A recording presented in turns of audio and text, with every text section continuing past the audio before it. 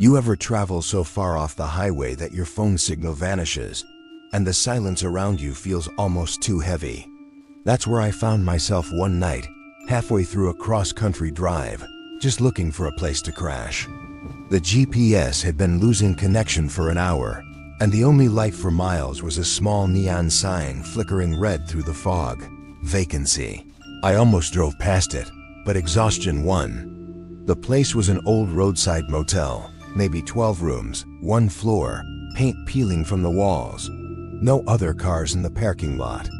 No sound except the buzz of that dying sign. I parked, walked into the lobby, and rang the bell on the desk. A moment later, an older man appeared from a back room, tall, quiet, wearing a brown cardigan and a blank expression. He didn't say welcome, just looked at me and asked, "One night?" I nodded. He handed me a metal key, the kind that looks older than the building itself, and pointed down the hall. "Room 9, he said. "End of the left wing." The key tag was faded, but I could still make out the number. I thanked him, and as I turned to leave, I noticed something odd behind him, on a wall covered with keys. Room 9's tag wasn't there, only 1 through 8, and 10 through 12, number 9. The hallway to the left wing was dim. The carpet squished faintly under my shoes, like it hadn't been vacuumed in years. When I reached room 9, the door was slightly open. Inside, the air felt colder, stale, like it hadn't been touched in ages. There was a bed, a lamp, and a small window that looked out toward the forest. Everything looked perfectly average. Still, something about the silence made me uneasy. I closed the door, tossed my bag on the chair, and tried the lamp. It flickered for a second, then went out. Figures. I decided to grab some snacks from the vending machine in the lobby before settling in. When I got back to the hallway, I noticed something strange. All the doors were closed, but the numbers had changed. The one I just walked out of now read room 11. I froze. Maybe I was just tired, I told myself. I walked back, counting the doors. 7, 8, 9, but there was number 9 anymore. Just 8, then 10. The middle door, the one I'd stayed in, was gone. I blinked hard, heart pounding. Maybe I'd taken the wrong hallway. I turned back toward the lobby, but the corridor stretched longer than before, fading into darkness. No end, no sound of the rain outside.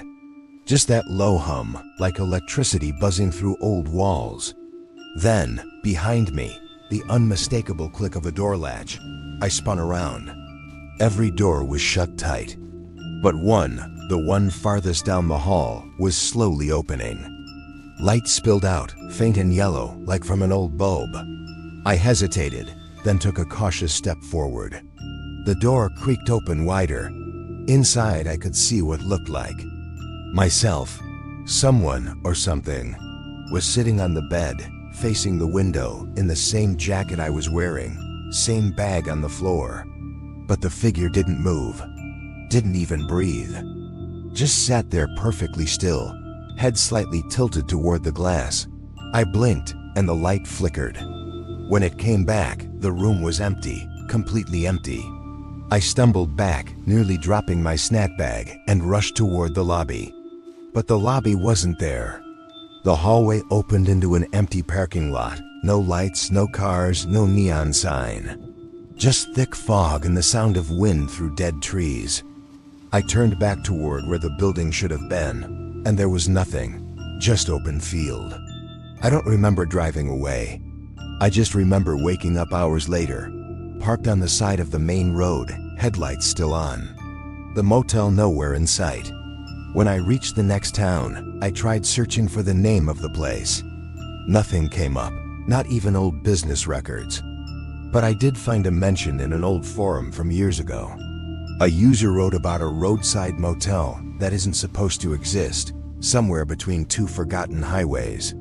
They said that if you check in, you'll see your room number missing from the register, and that sometimes the room still waits for the last guest who never checked out. Now whenever I drive long distances and see a flickering neon vacancy sign in the fog, I keep driving. Because somewhere out there, Room 9 might still be waiting. And if I ever opened that door again, I'm not sure I'd find my way back. It was supposed to be an easy trip. A simple overnight train, quiet, half empty, just a few hours of peace before reaching my next stop. I had a whole cabin to myself, one seat by the window, dim light above, and the rhythmic sway of the train rocking me into calm. Outside, it was nothing but darkness, trees rushing past, blurred by rain. Inside, just the soft hum of the engine and the muffled creak of metal. It felt almost too calm. Around an hour in, we made a stop at a small, nearly deserted station. A few passengers got off. One got on, a woman. She stepped into my carriage slowly. Long coat, a small travel bag, and hair that fell just above her shoulders. She didn't look at me, didn't even glance around. Just walked straight down the aisle and sat 2 rows behind me by the window. I remember thinking it was strange because there were at least a dozen empty seats she could have chosen closer to the door. But whatever, it was late. Maybe she wanted to be left alone. The train started moving again, and I tried to rest my eyes. Every so often, I'd hear faint movement, a soft shuffle, the creak of a seat. Nothing unusual. Until I realized it had a rhythm. Every few minutes, the sound would happen again, a slow, deliberate slide, like someone leaning forward, pausing, then sitting back. I turned around once, pretending to stretch, but she was still facing the window, completely still. The reflection in the glass showed her outline faintly, motionless, but somehow watching, not outside, but through the glass at me. I told myself it was just my imagination, that I was tired. But the next time I glanced at the window's reflection, something was off. The reflection showed her smiling.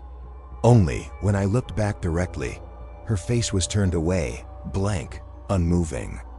That's when I decided to change seats. I grabbed my bag and moved to the carriage ahead. When I turned back, she was gone. For the next half hour, I didn't hear anything unusual. Just the steady sound of wheels on the tracks, the occasional wind hitting the side of the train. I was almost drifting off when I heard the faintest knock on the glass beside me. Tap, tap, tap. My heart skipped. We were moving fast, no tunnels, no trees close enough to hit the side.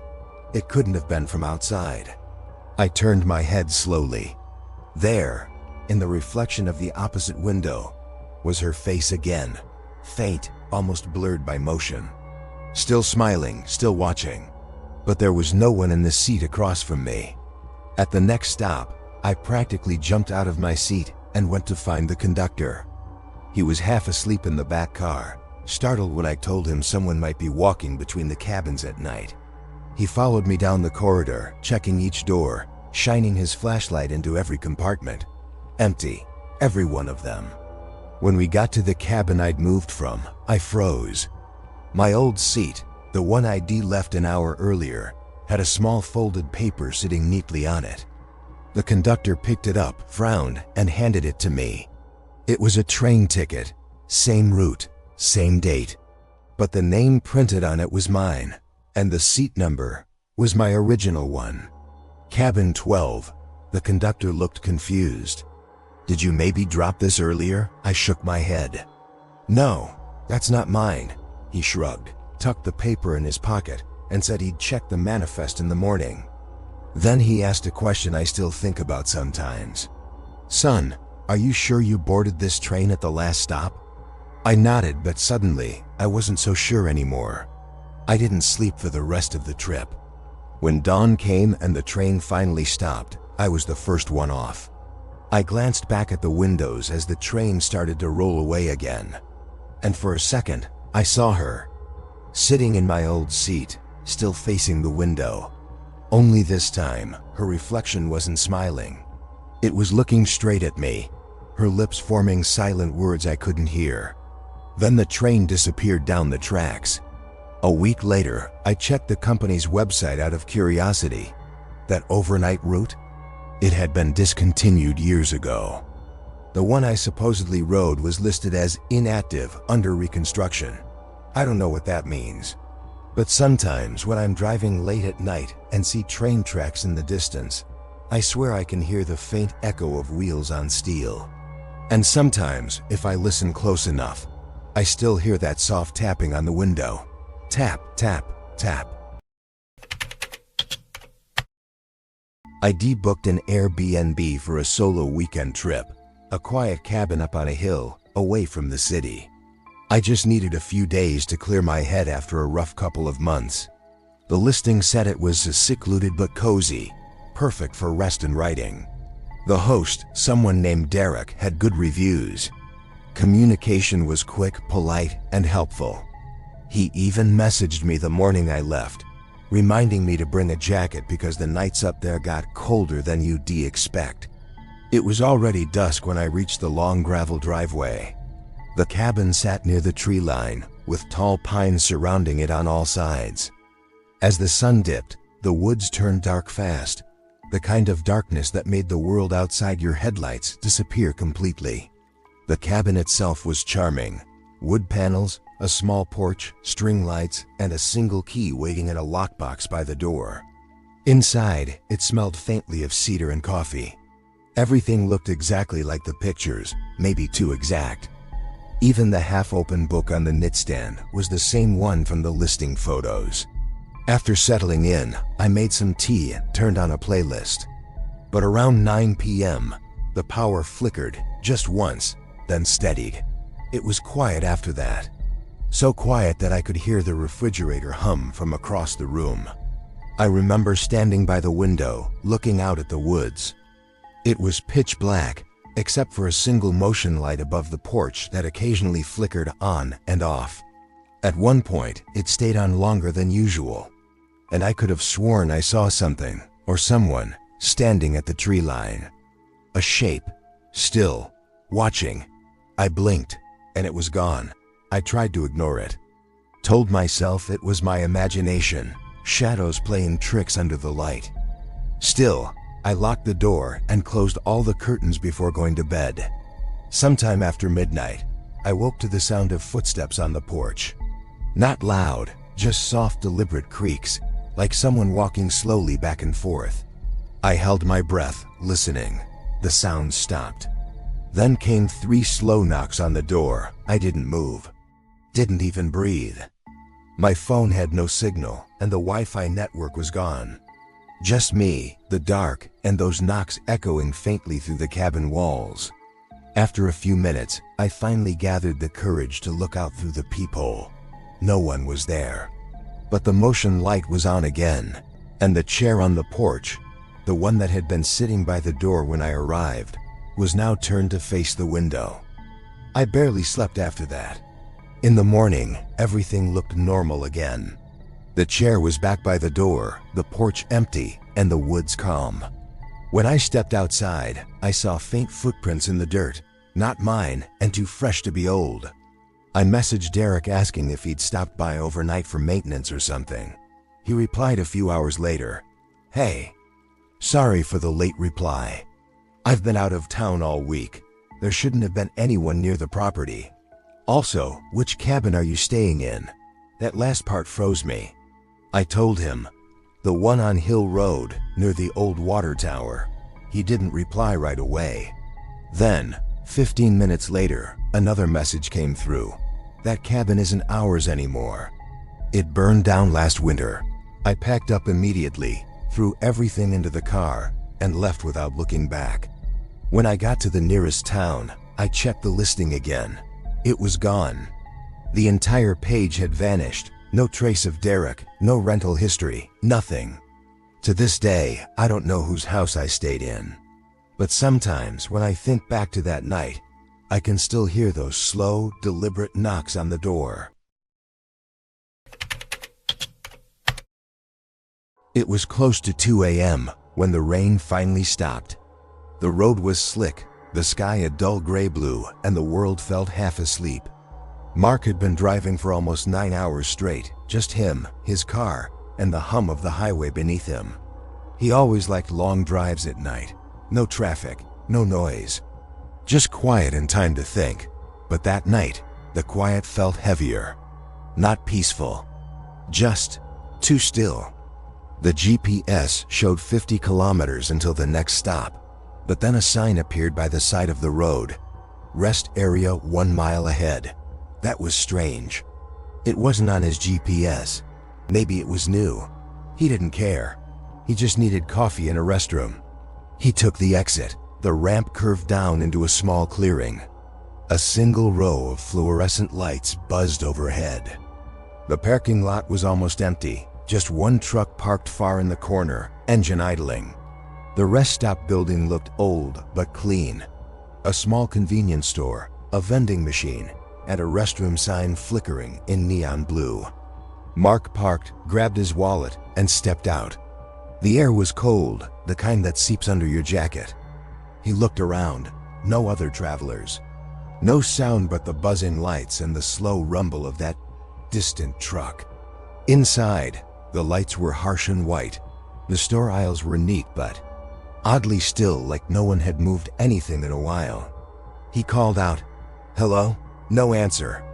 After a moment, he saw someone behind the counter, a man in his late 50s, reading a newspaper. Without looking up, the man said, "We're open. Coffee's fresh." Mark smiled politely, went to the coffee pot, and poured himself a cup. It was lukewarm, not fresh at all. When he turned back, the man was still reading, still not moving. Mark noticed something odd. The newspaper was dated October 12, 1997. He almost laughed. Probably some old paper lying around. He paid, said thank you, and went to the restroom. When he came back out, the parking lot looked different. The truck that had been parked in the corner was gone. But the strange part was, the pavement where it had been parked was dry. Perfectly dry, no puddles, no wet marks, nothing. Even though it had rained all night. Mark got into his car and started the engine. He checked his phone, no signal. The GPS still said, "Continue on highway for 50 kilometers.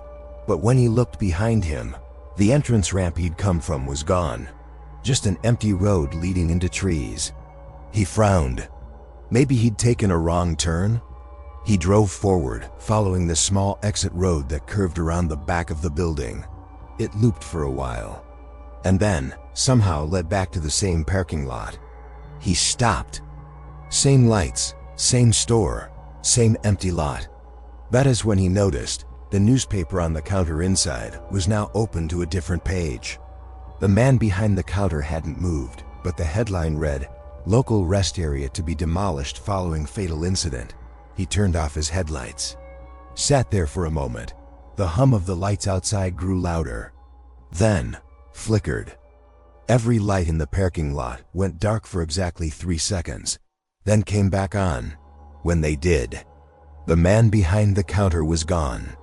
But his coffee cup, the one Mark had used, was still there. Still warm. He started the car again, pressed the gas, and drove toward the far end of the lot. This time, he didn't take the exit road. He just pushed through, over the curb, onto the grass, and back toward the highway. The moment his tires hit the asphalt again, his GPS reconnected. The route recalculated automatically, like nothing had happened. He glanced in the rearview mirror, and there was nothing behind him. No lights, no building, just an empty field. 2 hours later, Mark pulled into a real rest stop, one he recognized. Bright, busy, filled with travelers and noise. He went inside, bought another cup of coffee, and sat near the window. A young attendant smiled at him and said, "Long night, huh?" Mark nodded, still pale. "Yeah. Stopped at that rest area a while back, about an hour before this one." "The one near exit 14? The attendant blinked. "Exit 14? "Sir, that stop's been closed for over 20 years. They tore it down after an accident back in the 90s. Mark didn't answer. He just looked down at his hands and realized the newspaper he'd accidentally picked up from the counter was still on his lap. Same date, same headline. Sometimes when he drives that same stretch of road, his radio cuts out for a few seconds. And faintly, Beneath the static, he can hear the low hum of fluorescent lights and the soft buzz of a coffee pot warming up. Then silence. It was late, the kind of late that made everything feel hollow. The terminal lights buzzed quietly. Rows of empty seats stretched in every direction. Mia sat with her backpack beside her, waiting for a connecting flight that kept getting delayed. The board showed the same word again and again. Delayed. She rubbed her eyes. The place felt too quiet, too still. Even the air conditioning sounded distant, like it came from somewhere far away. An announcement echoed overhead. "Attention passengers. Your flight will now depart at 2:30. The voice was calm and flat, not friendly, not tired, just even. Like a recording that never changed. She looked at her phone. It was 1:12 a.m. She got up to stretch her legs. The hallway felt endless, the lights humming softly. She walked to a vending machine and bought a bottle of water. When she came back, half the people who had been sitting near her were gone. Their bags were still there. Jackets, coffee cups, half-finished snacks, all left behind. Mia stopped walking. The air felt heavy now. She looked around. No one was behind the counter. The monitor there glowed faint blue. It only showed one message: boarding soon. Outside the glass, there was no plane. Only fog that rolled across the empty runway. Far down the row of seats, she noticed someone still sitting. A man in a uniform. He stared ahead, hands folded, motionless. Mia hesitated, then walked over. "Excuse me," she asked quietly. "Do you know if they're boarding soon?" He didn't answer at first. Then he said, "They shouldn't have any flights this late." She frowned. "What do you mean?" He turned his head slowly. His eyes looked calm, but distant. "They stopped doing that years ago." Before she could speak again, the intercom crackled. "Now boarding. Passengers may proceed to the gate." The same voice. The exact same tone. The man stood up and walked toward the gate. The glass doors slid open by themselves. No beep, no staff, no sound. He walked through and vanished into the fog. Mia turned back. Suddenly, the terminal was full again. The same passengers were in their seats, scrolling on their phones, talking, eating. Her heart raced. She blinked. Everything looked normal. Even the woman at the counter was back, smiling politely. "We're ready to board now," she said. Mia looked up. The screen no longer said, "delayed." It only showed one word: on time. No flight number, no destination. The passengers lined up quietly. They handed over boarding passes to no one. The gate doors opened, and they walked down the jet bridge. Mia's phone buzzed. A message appeared: "Do not board." No name, no number. She froze. The message disappeared. The attendant looked at her. "Are you joining us, miss?" Mia stepped back. The smile on the attendant's face didn't move. The glass doors slid shut. Silence returned. Then the intercom spoke again. "Your flight has been delayed. Next update soon." Same words, same voice. The clock above the gate still showed 1:15. She sat down and waited. Eventually, the gray light of morning crept through the glass. Footsteps echoed. Carts rolled by. People spoke again. Everything looked alive. A young staff member approached her. "Ma'am, are you all right?" "You've been here all night?" Mia asked softly. "Was there a flight scheduled here last night?" The staffer looked confused. "No, this gate closes every night at 10. Mia turned toward the window. The fog was gone. The runway was empty. Now when she travels, she never waits at quiet gates after midnight. Because sometimes when the terminal goes still, she can still hear that same calm voice, softly, from somewhere close behind.